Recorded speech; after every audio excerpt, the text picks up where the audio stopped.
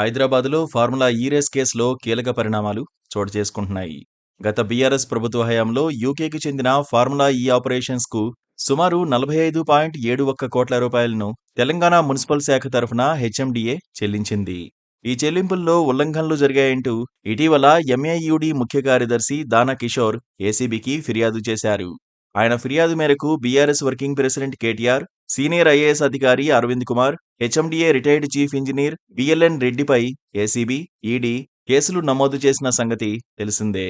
ఈ కేసులో తాజాగా మరో బిగ్ ట్విస్ట్ చోటు చేసుకుంది. తెలంగాణ ప్రభుత్వం సంచలన విషయాన్ని బయటపెట్టింది. బీఆర్ఎస్ పార్టీకి రేస్లో భాగస్వామిగా ఉన్న గ్రీన్కో కంపెనీకి మధ్య లావాదేవీలు జరిగినట్లు వెల్లడించింది. గ్రీన్కో దాని అనుబంధ సంస్థల నుంచి బీఆర్ఎస్ పార్టీకి 41 సార్లు ఎన్నికల బాండ్లు జారీ అయినట్లు తెలిపింది. 2020 ఏప్రిల్ 20 నుంచి అక్టోబర్ 10 మధ్య ఈ ఎన్నికల బాండ్లు జారీ అయినట్లు తెలిపారు.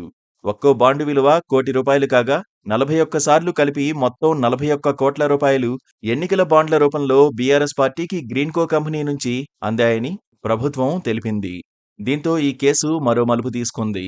ప్రస్తుతం కేటీఆర్ పై మాత్రమే ఆరోపణలు రాగా తాజాగా బీఆర్ఎస్ పార్టీ పేరు కూడా బయటకు రావడంతో నెక్స్ట్ ఏంటనేది ఉత్కంఠగా మారింది. ఇక ఈ కేసులో బీఆర్ఎస్ వర్కింగ్ ప్రెసిడెంట్ కేటీఆర్ నేడు ఏసీబీ విచారణకు హాజరు కావాల్సి ఉంది. ఉదయం 10 గంటలకు ఆయన హైదరాబాద్ ఏసీబీ ఆఫీస్కు చేరుకోగా తనతో పాటు లీగల్ టీంను కూడా లోపలికి అనుమతించాలని పోలీసులను కోరారు. అందుకు పోలీసులు అనుమతి నిరాకరించడంతో ఏసీబీ ఆఫీస్ గేటు ఎదుట కారులోనే దాదాపు 40 నిమిషాలు ఉన్నారు.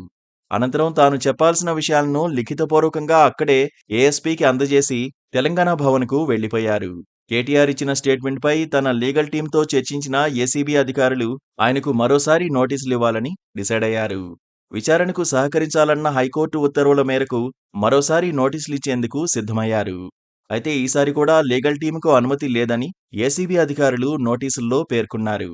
కాసేపట్లో కేటీఆర్కు ఏసీబీ నోటీసులు అందజేయనుంది. Please subscribe to KTV Telugu. KTV Telugu. KTV Telugu. KTV Telugu channel.